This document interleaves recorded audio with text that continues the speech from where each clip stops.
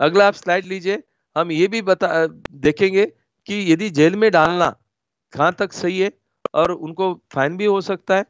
लेकिन देखिए, आपको पुलिस स्टेशन में भी जाके इसके ऊपर कार्रवाई आप कर सकते हो, क्योंकि it is a criminal offence. लेकिन दुख की बात यह है, महाराष्ट्र ओनरशिप फ्लैट एक्ट 1963 में होने के बावजूद 2010 तक, मतलब लगभग लगभग 47 इयर्स, हमें एक मिसिंग लिंक था। क्या मिसिंग लिंक था? उधर एनफोर्समेंट एजेंसी नहीं था, डिलीवरी मैकेनिज्म नहीं था।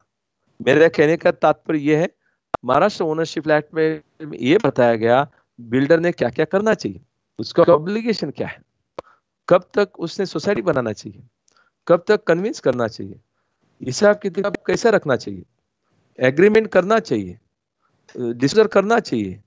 बिल्डर का ड्यूटी है उसको पूरी तरह से प्लान पास करके लेना। पूरी तरह से जानकारी दिया है, मगर इसको एक विश लिस्ट माना गया है। विश लिस्ट क्यों माना गया? क्योंकि उसके ऊपर अंकुश रखने के लिए कोई भी यंत्रणा नहीं था, कोई भी सिस्टम नहीं था। मान लीजिए, एक उदाहरण के लिए मैं बताता हूं, यदि ट्रैफिक रूल बन गया, ट्रैफिक रूल बनाने के बाद ये बताया गया रेड आया तो आपको रोकना है, आपको ग्रीन आया तो आप जा सकते हैं, येलो आया तो आपको वॉच करना है। जब एक ग्रीन और आपको लेफ्ट से जाना चाहिए, राइट में करना चाहिए, ये पूरी नियम बनाया गया, मगर सिग्नल में सीसी कैमरा नहीं है, सिग्नल में आपके पास पुलिस हवलदार नहीं है, कोई पकड़ने वाला नहीं है। आपको हमें मालूम है, तो हर आदमी समझता है कि मैं सबसे तेज जा सकता हूं, वो ट्रैफिक रूल का उल्लंघन करता है। यदि उधर ट्रैफिक हवलदार खड़ा होता है और उधर फाइन होता है, इमीडिएटली उनको उनका लाइसेंस लिया जाता है। आप समझ लीजिए कितना अच्छे तरह से लोग अपना ट्रैफिक का पालन करते हैं। उसी तरह से महाराष्ट्र ओनरशिप फ्लैट एक्ट में एक हवलदार का रोल पकड़ने वाला एक मैकेनिज्म नहीं था, एक कॉम्पिटेंट अथॉरिटी नहीं था, एक नियम नहीं था। अभी नेक्स्ट स्लाइड में हम देखेंगे, 47 इयर्स के बाद, वो संघर्ष करने के बाद, हमें, नेक्स्ट स्लाइड आप लीजिए, नेक्स्ट स्लाइड में हमें पता चलेगा 47 इयर्स के बाद, संघर्ष करने के बाद, बहुत सारा हंगामा करने के बाद, देखिए, हमें आजाद मैदान में भी जाना पड़ा, हमें मोर्चा भी करना पड़ा, अलग अलग फेडरेशन को बहुत कुछ करना पड़ा, क्योंकि फ्लैट वाले को नियंत्रण लाने के लिए जो हमने बताया, कम से कम ये जो 3 सेक्शन है उसके ऊपर भी नियंत्रण लाने के लिए और उसके ऊपर पनिशमेंट देने के लिए, चौथा सेक्शन, सेक्शन 13, हमें कोई भी ऐसा अथॉरिटी जरूरी है। यदि कोई अथॉरिटी नहीं होती है तो ये बहुत मुश्किल होगा। 2005 से इसका सिलसिला शुरू हुआ, और मैं आपको बता दूं कि 2002 में मैंने एक किताब भी लिखा, जिसमें उस टाइम में रत्नाकर गायकवाड़ साहब कमिश्नर थे कोऑपरेटिव का, और नितिन करीर आईजीआर थे। तो इनको दोनों को मैंने प्रेजेंटेशन दिया, सर बिल्डर कन्विंस नहीं कर रहा है, हिसाब किताब अकाउंट्स का नहीं दे रहा है, तो सोसाइटी नहीं बना रहा है, तो हम नॉन कोऑपरेशन में नहीं जा पा रहे हैं।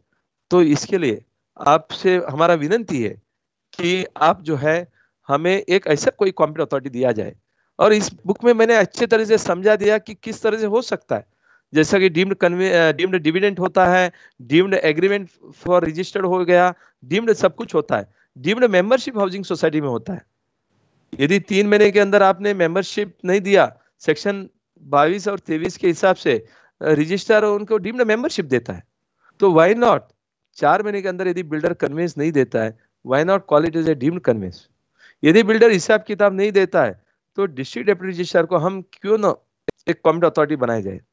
हम क्यों नहीं, यदि बिल्डर सोसाइटी नहीं बना के देता है, हम कॉम्पिटेंट अथॉरिटी के पास, मतलब डीडीआर के पास जाके, तो हम सोसाइटी क्यों नहीं बना सकते। तो ये जो प्रेजेंटेशन देखने के बाद रत्नाकर गायकवाड़ जी ने बेकायदा उस बुक को रेकमेंड किया हर कोऑपरेटिव ऑफिसर को परचेज करने के लिए। गवर्नमेंट का जो लाइब्रेरी में वगैरह परचेज किया गया, क्योंकि मैंने एक रिटायर्ड जज, और मेरा हमेशा एक काम रहा, तो मैं हमेशा डिस्ट्रिक्ट का जो अधिकारी है और जजेस है उनको मैं लेता हूं, और जो रिटायर्ड ऑफिसर्स है उनको लेता हूं, एक्सपर्ट को लेता हूं, ऐसा स्टडी ग्रुप बनाता हूं। स्टडी ग्रुप बना के वो बुक बनाया था, इसके लिए रिटायर्ड जज के अध्यक्ष के अंदर वो बुक बनाने की वजह से इसको मान्यता मिला। कोऑपरेटिव ऑफिसर को हमने शामिल किया था। रत्नाकर गायकवाड़ साहब ने 2-2, 3-3 घंटे का प्रेजेंटेशन देखा, नितिन करीन ने देखा, उसको फॉरवर्ड दिया और उस माध्यम से फिर उसको ड्राफ्ट रूल बन गया। तो उस टाइम में आपको पता है कि मिस्टर हमारा एमएलए जो चार्टर्ड अकाउंटेंट है गजानन कीर्तिकर, सॉरी, हमारा जो एमएलए है, उनको प्राइवेट बिल भी लाने लग गया। प्राइवेट बिल आने के बाद एमएलए के माध्यम से प्राइवेट बिल आ गया। उसके बाद हमने वो प्राइवेट बिल को फिर गवर्नमेंट कायदे में बदल गया और उस हिसाब से डिस्ट्रिक्ट डेप्यूटी रजिस्ट्रार को एक प्रावधान दिया। उस तक क्या था, हमें यदि कोई प्रावधान होता है हम सिविल कोर्ट में जाना पड़ता है। आपको पता है सिविल कोर्ट बहुत लंबा चौड़ा होता है। अभी नेक्स्ट स्लाइड लीजिए। और उसके बाद कंज्यूमर कोर्ट में जाना है, फिर हमें क्रिमिनल कोर्ट में जाना है। ये जाना मतलब बहुत खर्चा होता है, टाइम जाता है, वकील के पीछे लगना पड़ता है। ये सब रोकने के लिए एक कॉम्पिटेंट अथॉरिटी के माध्यम से हमें डिस्ट्रिक्ट डेप्यूटी रजिस्ट्रार मिला। डिस्ट्रिक्ट डेप्यूटी रजिस्ट्रार को 4 बहुत इंपॉर्टेंट कलम के अंतर्गत उनको अधिकार दिया। वो कौन सा 4 कलम है वो समझ में लेते हैं। आज सेक्शन 5 के ऊपर रजिस्ट्रार इतना कार्रवाई नहीं कर रहा है।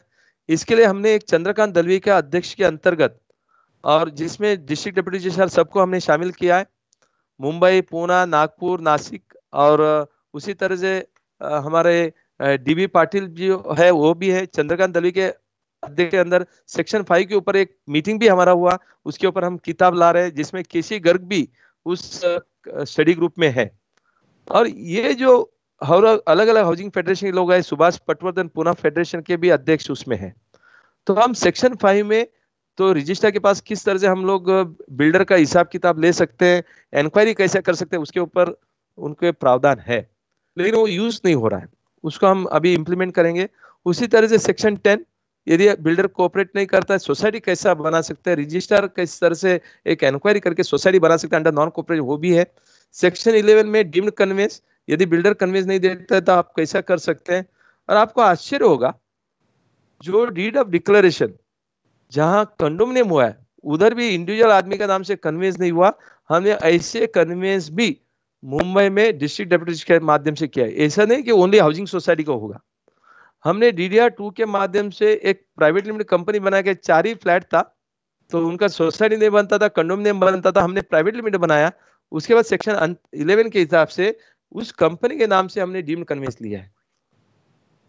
तो डीम्ड कन्वेंस, क्योंकि सेक्शन 10 के हिसाब से 3 प्रकार का प्रावधान दिया है, इसके लिए तो आप कन्वेंस भी ये तीनों के नाम से ले सकते हैं। आज विषय कन्वेंस का नहीं है, हम अलग दिन अलग ढंग से उसको चर्चा करेंगे। उसी तरह से सेक्शन 13 सबसेक्शन 4 एंड सेक्शन 5 में ये भी बताएगा, यदि कोई बिल्डर, यदि कोई प्रमोटर गलत काम करता है। अगला स्लाइड आप ले लीजिए। तो सेक्शन 13 और सेक्शन 5 में आप लोकल अथॉरिटी के साथ उसका बिल्डर का मनमानी बारे में बात कर सकते हैं, उनको डिबार कर सकते हैं। डिबार करेगा और जो जिसको हम बोलते हैं रेकमेंड करने का अधिकार भी उस डिस्ट्रिक्ट डेप्यूटी रजिस्ट्रार को अंडर सेक्शन 13(4) एंड 13(5) में दिया है। हालांकि आज तक कोई भी DDR उस तरह से रेकमेंड किया नहीं, क्योंकि अभी तक कोई भी लोगों ने इस तरह का एप्लीकेशन किया नहीं। आप जब तक प्रेयर नहीं करते हो आपको कैसा मिलेगा। उसी तरह से सेक्शन 5 का भी किसी ने एप्लीकेशन नहीं डाला, लेकिन हमने कम से कम 5-6 सोसाइटी को लिए डाला है, हमें ऑर्डर मिला है। अभी हम इसको एक बड़ा कैंपेन करके हम लेके जा रहे हैं। जैन जी अगला स्लाइड में लीजिए। अगला स्लाइड में हम ये भी देखेंगे कि सोसाइटी बनाने के लिए क्या क्या डॉक्यूमेंट चाहिए, क्योंकि अभी तक जो भी हमारा अभी आधा घंटा मैंने जो स्पेंड किया, एक आपको एक रूपरेखा दिया, कायदा कानून किस तरह से बनाया गया और ये कमियां किस तरह से दूर करते गया, और दूरियां करने के बाद आज डिस्ट्रिक्ट डेप्यूटी रजिस्ट्रार के ऊपर जो नारायण अगवा जी साहब हैं, या DDR जो हमारा DB पाटिल है, या बहुत सारा 36 जो DDR है महाराष्ट्र में, उनके ऊपर एक कॉम्पिटेंट अथॉरिटी करके मानते हुए ये पूरी तरह का उनको एक जिसको हम बोलते हैं कि एक अधिकार दिया। मैं इतना तक उनको बोलता हूँ, डेलीगेशन ऑफ पावर उनको दिया गया। उस डेलीगेशन ऑफ पावर के हिसाब से वो इंक्वायरी करते हैं, हियरिंग लेते हैं, और हियरिंग लेने के बाद ज्यादा से ज्यादा उनको टाइम दिया गया। जो भी हियरिंग लेंगे उनको 6 महीने के अंदर हियरिंग खत्म करना है। अब अगला स्लाइड लीजिए। अगला स्लाइड में हम ये देखेंगे कि सोसाइटी बनाना है, तो क्योंकि सोसाइटी महत्वपूर्ण विषय है, आज हम सोसाइटी की बात ही करते हैं। सोसाइटी बनाना है तो क्या क्या रिक्वायरमेंट है वो हम देखेंगे। सोसाइटी बनाने का रिक्वायरमेंट में जैसा कि एग्रीमेंट रजिस्टर होना चाहिए, स्टैम्प ड्यूटी भरना चाहिए, और बाकी का जो लोग उधर रह रहे हैं का प्रूफ देना चाहिए, कंप्लीशन सर्टिफिकेट देना चाहिए। ये पूरी चीज जो है एक रजिस्ट्रार देखता है। जब भी सोसाइटी नॉन कोऑपरेशन में होता है, रजिस्ट्रार भी उनको नोटिस इश्यू करता है। तो जयवंत जी, आप अगला स्लाइड लेने का कोशिश करिए। यदि कोई दिक्कत आता है तो बताइए, तो हम ये देखेंगे कि सोसाइटी बनाना है तो खास करके 50% के ऊपर जो फ्लैट बेचा है उसका एग्रीमेंट होना चाहिए, रजिस्ट्रेशन होना चाहिए, स्टैम्प ड्यूटी भरना चाहिए, उसके बाद अप्रूव्ड प्लान होना चाहिए, उसके बाद ओसी आना चाहिए, और लोग उधर रह रहे हैं उसका एक एफिडेविट चाहिए। इस तरह का ये डॉक्यूमेंट लेके लोकल रजिस्ट्रार अपना सोसाइटी बनाता है। अभी जैसा सोसाइटी बनती है, अगला स्लाइड आप लेंगे प्लीज। कोई टेक्निकल प्रॉब्लम है? हेलो? स्लाइड नंबर 22 है, और 2 स्लाइड आगे देना है या क्या करना है? नहीं, अभी मेरा पास जो है रेमेडीज विद कॉम्पिटेंट अथॉरिटी वही दिख रहा है। अभी तक वो स्लाइड मूव नहीं हो रहा है। जो सेक्शन 5, सेक्शन 10, सेक्शन 11 जो मैंने बताया उधर ही रुका हुआ है। सर मूव हो रहा है यहाँ पे। अच्छा, ठीक है, मुझे नहीं दिखाई दे रहा है। तो मुझे क्या करना पड़ेगा, तो मुझे मेरा लैपटॉप से मैं देख लेता हूँ। हाँ, ठीक है। तो ये जो आपको फोटोग्राफ दिखाई दिया वो है राष्ट्रपति भवन में मुझे जाने का मौका मिला। मैं इतना ही आपको बताऊंगा, मैंने जब 40 किताब लिखा है अलग अलग विषय के ऊपर, मुझे राष्ट्रपति भवन में जाने का मौका मिला। अलग अलग सीएम, विलासराव देशमुख से लेके सुशील कुमार शिंदे, या अशोक चौहान, या पृथ्वीराज चौहान, या आप बात ये करिए अलग अलग commissioner, cooperative minister, housing minister, chief secretary, हर आदमी के साथ मुझे मिलने का मौका मिला। क्योंकि मैं थोड़ा सा प्रोएक्टिव रोल लेता था, और उस कमिटी में होने के नाते जो जो फॉलोअप करना था डिपार्टमेंट में या पॉलिटिकली फॉलो करना पड़ता वो सब मैं करता था। मैंने जो किताब लिखा वो पृथ्वीराज चौहान ने भी रिलीज किया, राष्ट्रपति ने भी उसको देखा है, फॉरवर्ड दिया है। मुझे खुशी होती है कि राष्ट्रपति भवन में भी 3 दिन रहने का सुविधा हुआ, और उसके बाद मुझे अलग अलग ऑफिसर को मिलने का भी हुआ। ये मोफा भी आपने देखा, मोफा में भी इतना आसानी से काम हुआ नहीं है। मोफा में भी बहुत सारा कमियां है, क्योंकि डीम्ड कन्वेंस, सोसाइटी बनाना, अकाउंट्स नहीं देना, यही चीज डीडीआर को दिया गया। लेकिन और बहुत कुछ है वो रोकना मोफा के अंदर नहीं था। इसके लिए कौन सा कंट्रोल नहीं होता था, जैसा कि ट्रांसपेरेंसी नहीं था, इंफॉर्मेशन नहीं मिलता था, नो इजी रिड्रेसल भी नहीं होता था, सोसाइटी नहीं बनाते थे, एग्रीड एमिनिटी नहीं देते थे, फ्रॉड करते थे, चीटिंग करते थे, तो अप्रूव्ड प्लान नहीं मिलता था, फ्लैट सुपर बिल्टअप में देते थे इमेजिनरी एरिया में। ये सब मनमानी रोकना है तो हमें एक पूरी तरह से फुल टाइम रेगुलेटर चाहिए था। इसके लिए 2016 में जो एक रेरा का कायदा आया, तो अभी वर्किंग ऑफ रेरा में और मोफा में आपने देखा तो इसमें एक ही फर्क दिखता है। तो कॉम्पिटेंट अथॉरिटी जो हमारा है डीडीआर, वो तो है ही है, आज भी कॉम्पिटेंट अथॉरिटी कंटिन्यू है। डीडीआर उसका जो प्रावधान है वो कंटिन्यू है। उसके अलावा अन्य चीज देखने के लिए रियल एस्टेट रेगुलेटरी का निर्माण किया गया। 1 मई 2017 से मोफा का कायदा तो है ही है, रेरा का कायदा है जो ओवर राइडिंग एक्ट आ गया। अभी जब तक फ्लैट को प्रोजेक्ट को रजिस्टर नहीं करते आप फ्लैट नहीं बेच सकते हो, एडवर्टाइजमेंट नहीं कर सकते हो। रेरा आ गया, एप्लेट ट्रिब्यूनल आ गया। अगला अगला स्लाइड लीजिए, मोफा का जो स्लाइड है वो होने के बाद अगला स्लाइड लीजिए। इसमें आपको ये दिखाई देगा कि रियल एस्टेट रेगुलेटरी अथॉरिटी पूरी तरह से अंकुश करने का प्रयास किया। मैं इतना ही बताऊंगा, रेरा के ऊपर भी मेरा कम से कम 5-6 किताब मैंने लिखा है। अभी मोफा को जाकर रेरा जो है रियल एस्टेट के ऊपर लॉ बन गया। अभी मोफा में और रियल एस्टेट में क्या फर्क था? मोफा में और रियल एस्टेट में इतना ही फर्क है, मोफा में कंस्ट्रक्टेड प्रॉपर्टी का था। रेरा में देखिए आप, डेवलपमेंट ऑफ प्लॉट भी लागू है। रेरा में अक्रॉस इंडिया लागू है, महाराष्ट्र के लिए नहीं है। और फ्री होल्ड लीज होल्ड ये भी लागू है। सेंट्रल कायदा स्टेट लॉ जो भी है वो है। मैं आपको एक उदाहरण बताना चाहूंगा।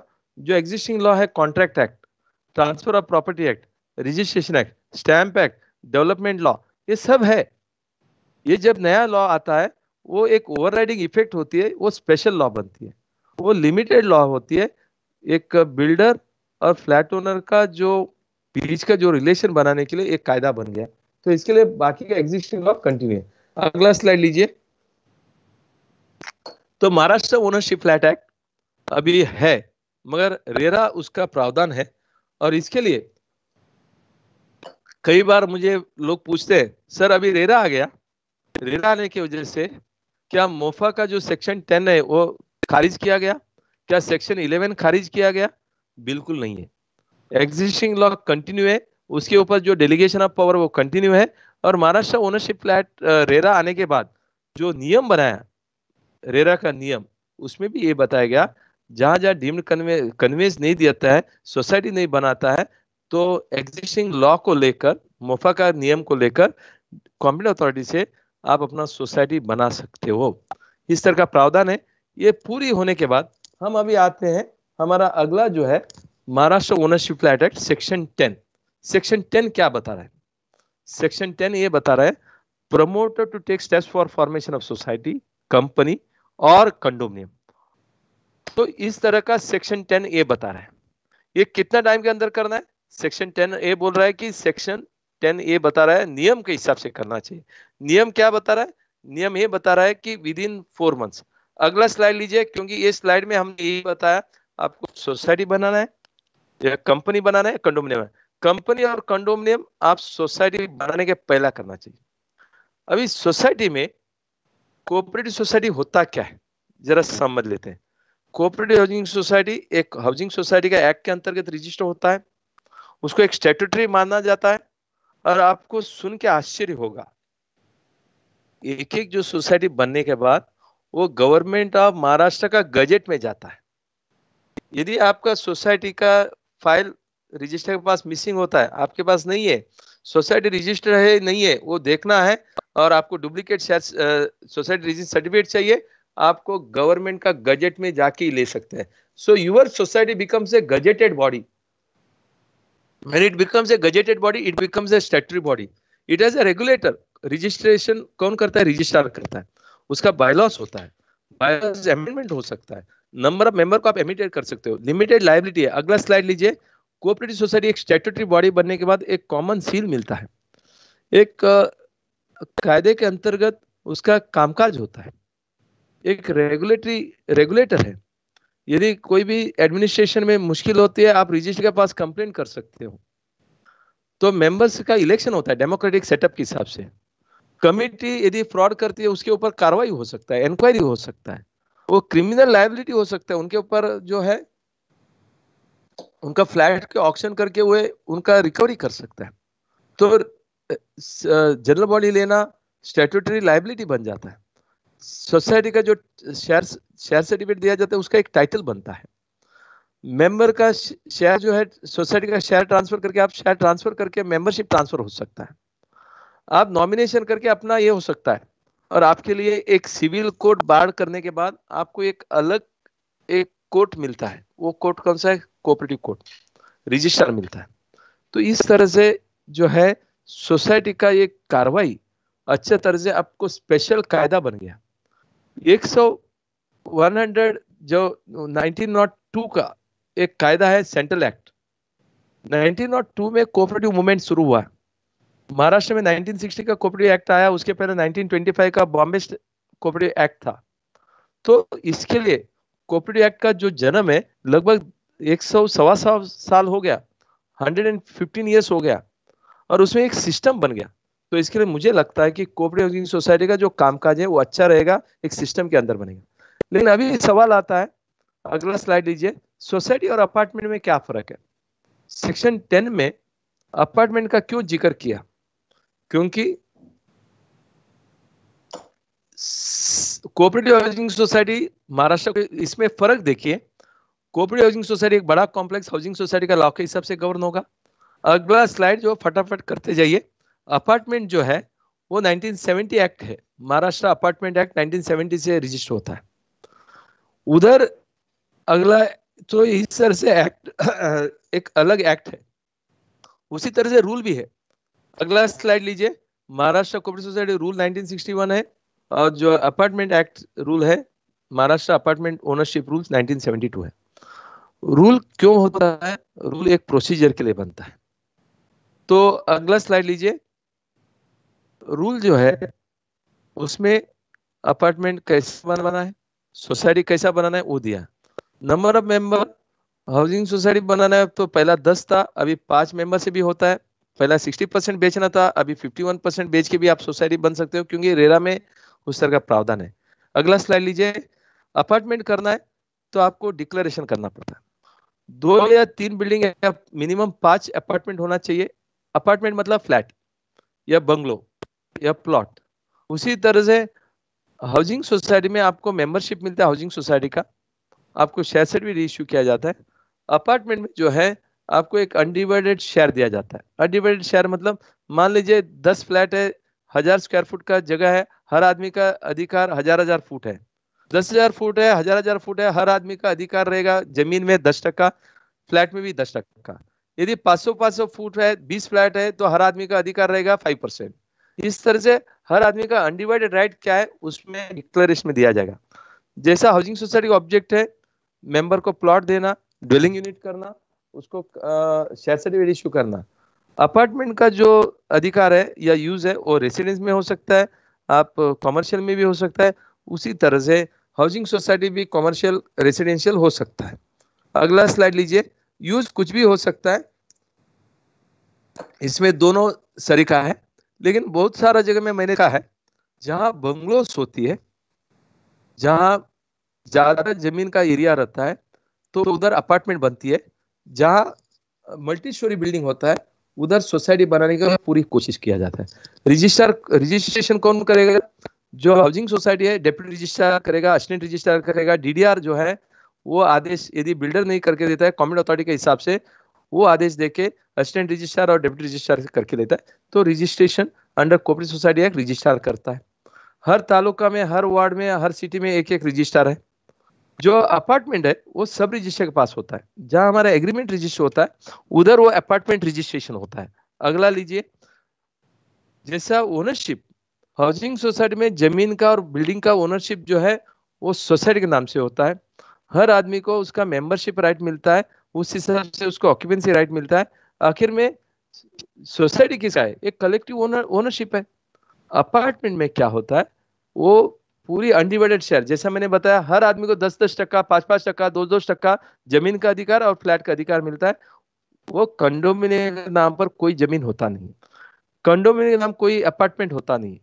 हाउसिंग सोसाइटी में बिल्डिंग अपना नाम से होता है, सोसाइटी के नाम से होता है, क्योंकि कॉन्सेप्ट अलग है।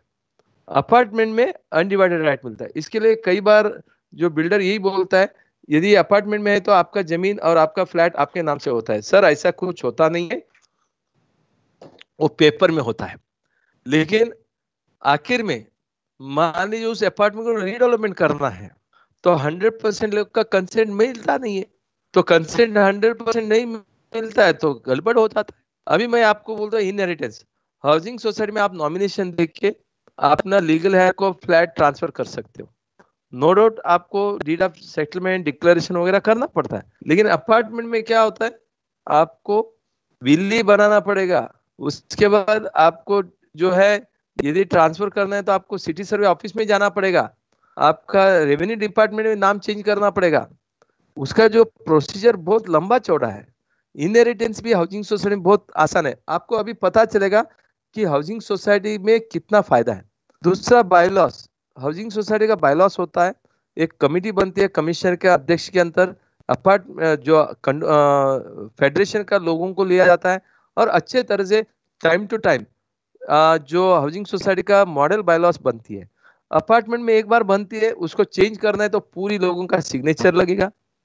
डिक्लेरेशन में जो जो जो बायलॉस चेंज करना इतना आसान नहीं है। Transfer of flat housing society में पहला कंसेंट ऑफ सोसाइटी लगता था, अभी कंसेंट ऑफ सोसाइटी नहीं चाहिए, मगर ट्रांसफर सोसाइटी के माध्यम से होता है, उससे एक एकजुट बनती है।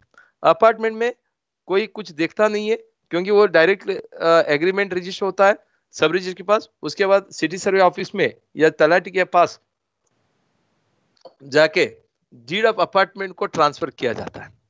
उसके बाद committee and board, housing society में management of affairs of the society is run by the committee elected by the board of directors. उसका इलेक्शन होता है, Maharashtra state cooperative election authority बनाया गया, उसका इलेक्शन रूल अच्छा है। उसके बाद रजिस्ट्रार का यंत्रणा है, और यदि इलेक्शन में कोई डिस्प्यूट होता है कोऑपरेटिव कोर्ट में जा सकते हैं।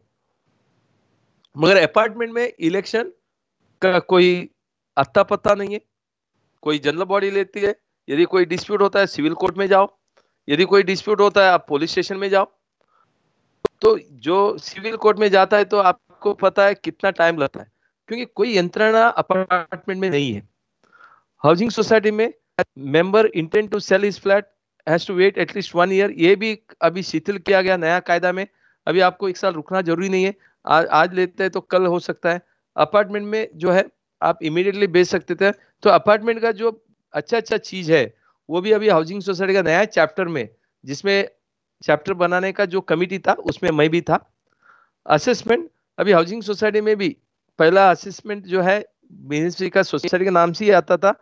अभी म्युनिसिपैलिटी ने एक निर्णय लिया बहुत सारा प्रयास करने के बाद कि उसका असेसमेंट अभी इंडिविजुअल बनने लग गए। तो अपार्टमेंट में भी इंडिविजुअल असेसमेंट मिलता था, अभी दोनों में सेम असेसमेंट हो रहा है। इसके लिए वो भी अभी जो दिक्कतें है वो भी दूर हो गया। अगला स्लाइड लीजिए। इस तरह से आप देखेंगे कि स्टैम्प ड्यूटी हाउसिंग सोसाइटी में अपार्टमेंट में दोनों सेम है, दोनों में आपको अच्छा कंसेशन मिलता है, क्योंकि आपको जो फ्लैट है उस तरह से आपको करना है।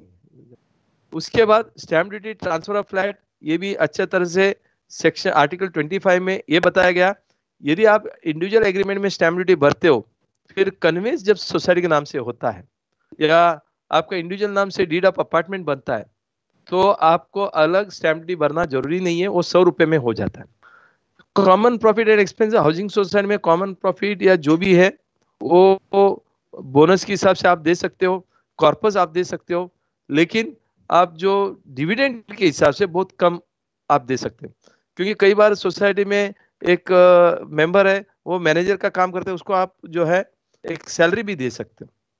अपार्टमेंट में कॉमन प्रॉफिट जो भी रहेगा वो आप जितना मेंबर का फ्लैट का ये है, जिसको हम बोलते हैं फ्लैट का एरिया के हिसाब से परसेंटेज के हिसाब से वो दिया जाएगा।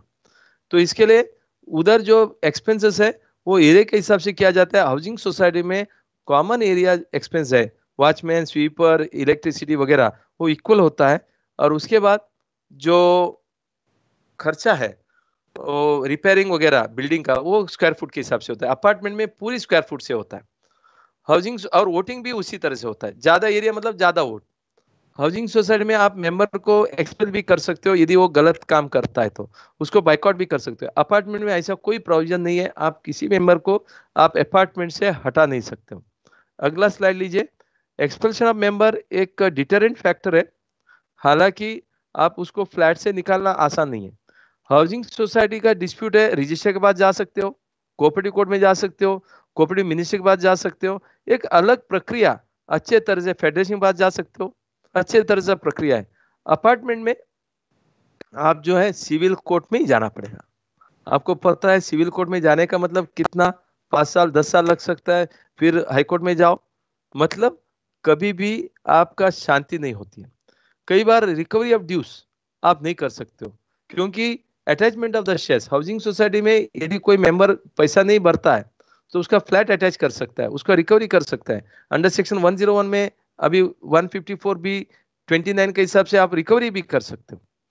ये जो प्रावधान अपार्टमेंट में नहीं है। आपको रिकवरी भी करना है, अटैचमेंट भी करना है, आपको किधर जाना पड़ता है? सिविल कोर्ट में जाना पड़ता है।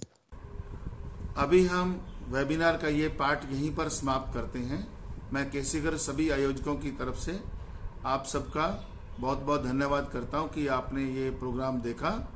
मुझे उम्मीद है कि ये प्रोग्राम आपकी अपेक्षाओं के अनुरूप मिलेगा और जब हम सब लोग आप अपनी सोसाइटी में जाएंगे तो हम इसका भरपूर हमें लाभ मिलेगा।